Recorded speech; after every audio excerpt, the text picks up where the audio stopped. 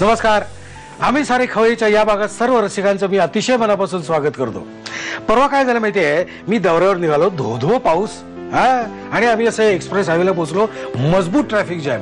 चला करायचं काय आता, कारण बाहेर तर पडता येत नव्हतं. सगळे टेन्शन मध्ये, प्रत्येकाच्या चेहऱ्यावर चिंता, कोणाला इकडे जायचंय कोणाला तिकडे जायचंय, सगळे टेन्शन मध्ये बसलेले. काय करायचं, बाहेर तर पडता येत नव्हतं, धो पाऊस होता, धुकं होतं. आणि अशा वेळी काय झालं, एक वडापावची गाडी लागली.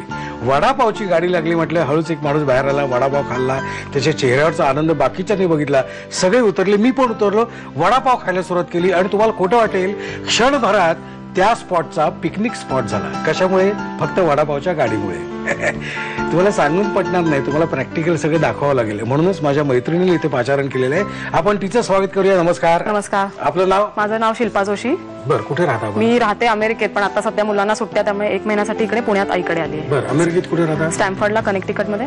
ओके. आणि आई इथे पुण्यामध्ये राहते? आई पुण्यामध्ये राहते. आणि मुलं काय करतात? मुलगी माझी 10वीत गेली आणि मुलगा आता 5वीत गेला. ओके. आणि यजमान? यजमान UBS मध्ये आहे, IT मध्ये. बरं, आता 1 महिन्याच्या सुट्टीसाठी आलेला तुम्ही. मूळच्या तुम्ही कुठल्या? पुण्याची. आणि शाळा कुठली? नुमवी. आठवते का? हो. आता मला सांगा की आता लग्नाला किती वर्ष झाली? लग्नाला 15 वर्ष. 15 वर्ष झाली. लग्नाच्या आधी तुमचं माहेरचं आडनाव काय? निरंतर. शिल्पा निरंतर. बरं, खाण्याच्या संस्कृतीत काही फरक होता का? नाही, अजिबात नाही. अजिबात नाही. आणि यजमान कुठले? पुण्यातलाच. मला एक सांगा, तुम्हाला खायला काय आवडतं? मला चाटचे प्रकार जास्त आवडतात, चमचमीत. व्हेजिटेरियन आहे मी. बरं, आता मला अजून एक विचार असं वाटतं की तुमची मुलगी 10वीत आहे, तिला खायला काय आवडतं? तिला पण असे चाट, पावभाजी, म्हणजे असे जनरली चाटचे पदार्थ जास्त आवडतात तिला. आमचे इथे खवय्ये वाट बघते, तुम्ही आज काय दाखवणार त्याची. तर आपण एक काम करूया, आपण किचन कडे जाऊया. चालेल. या. आमच्या खवय्येनं तुम्ही आज काय दाखवणार? तो आज मी bake ziti with garlic bread, लसुणी गोबी आणि spicy tofu with mushroom rice. Spicy tofu with mushroom rice. Mushroom rice. Okay. पहिल्यांदा आपण काय करतोय? आपण bake ziti with garlic bread. Okay. साहित्य सांगतो मला. आपल्याकडे हा उकडलेला पास्ता घेतलाय, ब्रेड, श्रेडेड चीज, त्याच्यानंतर गाजर आणि फरसबीचे उकडून केलेले तुकडे, हे कोथिंबीर आहे, हे ऑलिव्ह ऑइल, लोणी, मिरच्या कट केलेल्या, आलं लसूण पेस्ट, रेड चिली फ्लेक्स, मिरपूड, ड्राय बेसिल आणि मीठ. ओके. आणि हे काय आहे? हा पास्ता सॉस आहे. आपण जनरली टोमॅटो उकडून घ्यायचे, त्याच्यानंतर त्याची सालं काढून मिक्सर मधनं क्रश करून घ्यायचे आणि एका पॅन मध्ये जस्ट उकळी आणायची, मीठ आणि इटालियन हर्ब्स म्हणजे बेसिल किंवा ओरिगानो काय असेल ते घालून बॉईल करायचं. ओके. साहित्य बघितलं, आता जाऊया कृतीकडे. काय करायचं? पहिल्यांदा ऑलिव्ह ऑइल घ्यावं लागेल आपल्याला. ओके. किती बघा? अजून 1 चमचा. ओके. आता काय करायचं? ह्याच्यामध्ये आता गाजर आणि फरसबीचे हे उकडून केलेले तुकडे ते आपण उकडताना ह्याच्यात काही घातलं? काही नाही, नुसतं सरळ उकडून घेतलेलं. घालू? हो. 1-2 मिनिटं ह्याला फ्राय करावं लागेल आपल्याला.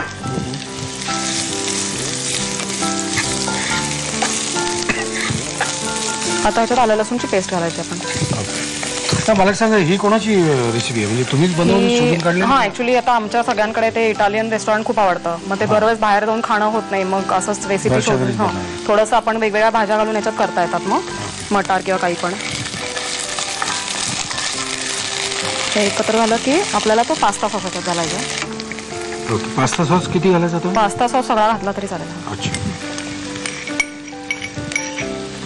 तर पास्ता सॉस आपण कसा केला तुम्ही म्हणाला? पास्ता सॉस मध्ये जस्ट अख्खे टोमॅटो घ्यायचे, कुकर मध्ये उकडायचे, ते सालं मग नंतर सालं काढायची, मिक्सर मधनं क्रश करायचे आणि मग एका पॅन मध्ये थोडंसं तेल घालून त्याला उकळायचं, मीठ घालायचं, इटालियन हर्ब म्हणजे बेसिल, फ्रेश बेसिल घालू शकतो किंवा आपण कांदा घालून सुद्धा परतू शकतो तो सॉस. आणि जस्ट एक उकळी आली की तयार होतो तो सॉस. आपल्याला आवडीनुसार. तर थोडीशी ह्याच्यात मिरपूड,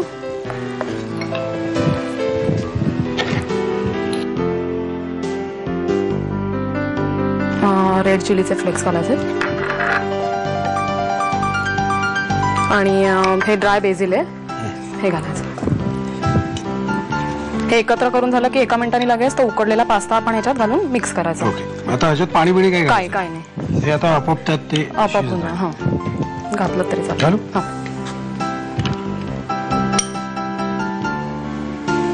मिक्स करायचं फक्त.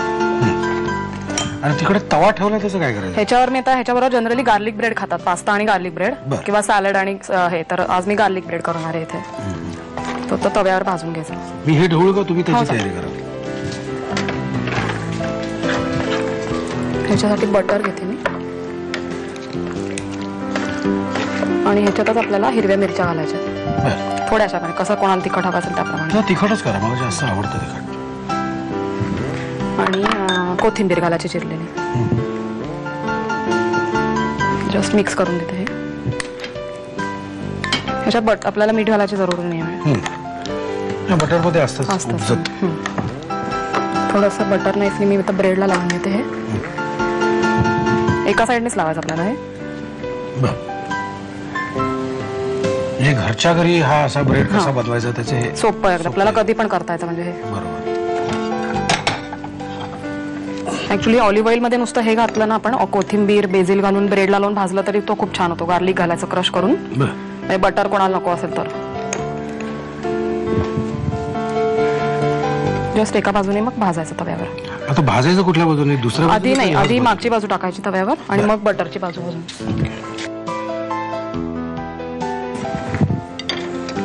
पास्ताचा गरम म्हणजे बंद केला तरी चालेल. आपला पास्ता तयार झालेले, ब्रेड सुद्धा तयार होतोय. आता काय हे झालं की ऍक्च्युली हे एका डिश मध्ये काढून वरनर जस्ट ग्रेटेड चीज घालायचं आणि मग कोणाला पाहिजे असेल तर ओव्हन मध्ये गरम करा, नाहीतर आपण तसं पण खाऊ शकतो गरम गरम. बरोबर, डिपेंड्स. आता वेगळं सांगायला पाहिजे तुम्हाला. घेऊन घ्या साहित्य आणि कृती. सोपं आहे आता पुढचं सगळं. बेक झिती विथ गार्लिक ब्रेड बनवण्यासाठी लागणारं साहित्य: वाफवलेला पास्ता, ब्रेड स्लाइस, बारीक चिरलेल्या मिश्र भाज्या, कोथिंबीर, ऑलिव्ह ऑइल, बटर, हिरवी मिरची, आलं लसूण पेस्ट, रेड चिली फ्लेक्स, मिरी पावडर, बेसिल, मीठ आणि पास्ता सॉस. कृती: बारीक चिरलेल्या भाज्या वाफवून घ्याव्यात. पॅन मध्ये ऑलिव्ह ऑइल गरम करून त्यात उकडलेल्या भाज्या आणि आलं लसूण पेस्ट घालून मिश्रण परतून घ्यावं. टोमॅटो उकडून त्याची सालं काढून घ्यावीत. एका पॅन मध्ये उकडलेल्या टोमॅटोचा प्युरे, मिक्स्ड हर्ब्स आणि कांदा घालून उकळवून पास्ता सॉस तयार करावा. भाज्यांच्या मिश्रणामध्ये pasta sauce, red chilli flakes, basil, मिरपूड आणि वाफवलेला पास्ता घालून तो टॉस करून घ्यावा. बटर मध्ये बारीक चिरलेली हिरवी मिरची, कोथिंबीर आणि लसूण एकत्र करून हे मिश्रण ब्रेडला लावून तो भाजून घ्यावा. वाफवलेला पास्ता गार्लिक ब्रेड बरोबर सर्व्ह करावा.